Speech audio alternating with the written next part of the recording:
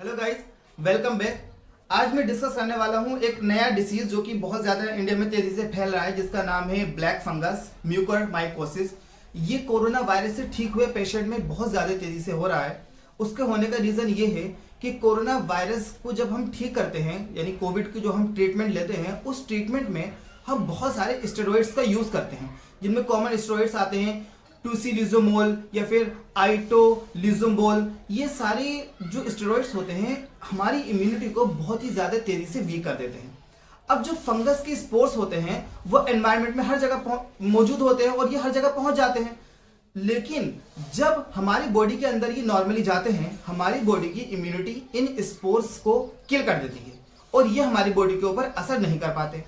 लेकिन corona virus में क्या होता है, हमारी बॉडी की इम्यूनिटी बहुत तेजी से वीक हो जाती है, जिसकी वजह से जब ये ब्लैक फंगस म्यूकरमाइकोसिस के स्पोर्स हमारी बॉडी में जाते हैं तो ये हमारी बॉडी की इम्यूनिटी के ऊपर अटैक करते हैं और जिसकी वजह से हमारी बॉडी की इम्यूनिटी इनसे फाइट नहीं कर पाती और हमें हो जाता है ब्लैक फंगस। इसके सिम्टम्स क्या क्या हैं?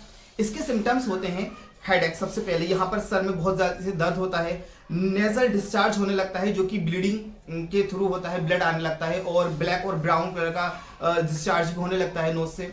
इसके अलावा आंखों में यहाँ पर ब्लैक कलर के स्पॉट्स आ जाते हैं, क्योंकि इसका नाम ही इसी वजह से लिया गया है ब्लैक फंगस, क्योंकि ये ब्लैक कलर के स्पॉट्स देता है। अभी हमने डिस्कस करा व्हाट इज ब्लैक फंगस, लेकिन फंगस होता क्या है? फंगस नॉर्मली जो फफूंदी होती है, जैसे कि हमारे ब्रेड पर लग जाती है अगर, या फिर हम खाने को कुछ टाइम के लिए रख देते हैं तो उस पर जो फंगस लग जाता है ये भी वही फंगस होता है। बट नाम इसका ब्लैक फंगस इसलिए दिया क्योंकि इसका जो इफेक्ट होता है उसके बाद हमारी स्किन के पिगमेंट्स ब्लैक कलर के हो जाते हैं और ये वहां पर ब्लैक कलर के स्पॉट धब्बे से नजर आने लगते हैं। नॉर्मल जैसे और स्पोर्स होते हैं फंगस के, एनवायरनमेंट में घूमते रहते हैं, सेम इसी तरीके से इसके स्पोर्स भी घूमते रहते हैं। जैसे हम खाना अगर कुछ टाइम के लिए छोड़ देते हैं तो उस पर फंगस आ जाता है, वैसे ही ब्लैक फंगस भी हमारी बॉडी में जाता रहता है, हमारे खाने पर आता रहता है, लेकिन इतनी जल्दी इफेक्ट नहीं करता क्योंकि इम्यूनिटी हमारी सबसे अच्छी होती है और वो इसको किल कर देती है। कोविड को ट्रीटमेंट लेते टाइम जब इसके स्पोर्स बॉडी में पहुंच जाते हैं तो ये हमारे बॉडी के अंदर नोज के थ्रू या माउथ के थ्रू होते हुए, नेसल चैम्बर से साइनस के थ्रू होते हुए आइज में पहुंच जाते हैं। अगर ये आइज में पहुंच गए और इन्होंने अपना इन्फेक्शन कर दिया तो कभी कभी ऐसा होता है कि हमें पूरी आइज को ही रिमूव करना पड़ जाता है, या जिस जगह पर ब्लैक कलर के स्पोर्स आ जाते हैं, इसका ब्लैक कलर का इन्फेक्शन हो जाता है, हमें सर्जिकली बॉडी के उस पार्ट को पूरा रिमूव करके हटाना पड़ जाता है।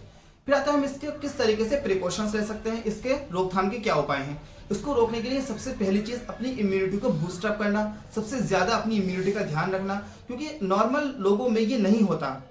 एक सर्वे के अकॉर्डिंग देखा गया था अहमदाबाद में एक हॉस्पिटल में एक साल में ब्लैक फंगस के 22 केसेस देखने को मिले थे विद इन अ ईयर, लेकिन कोविड के बाद सिर्फ एक महीने में उस हॉस्पिटल में 110 केसेस को रिकॉर्ड किया गया, यानी कि जो कि इसका परसेंटेज बहुत ज्यादा इंक्रीज हो गया।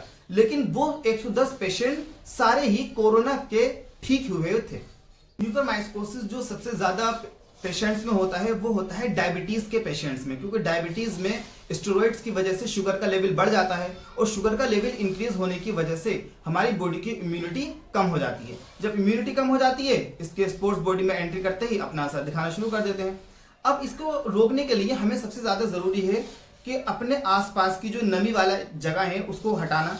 आईसीयू में अगर कोई पेशेंट्स एडमिट है तो वहां का जो फ्लो मीटर होता है उसका ह्यूमिडिफायर का वाटर रेगुलरली चेंज करते रहना, क्योंकि ये ह्यूमिडिटी वाले एरिया में ही सबसे ज्यादा स्पोर्स इसके नजर आते हैं।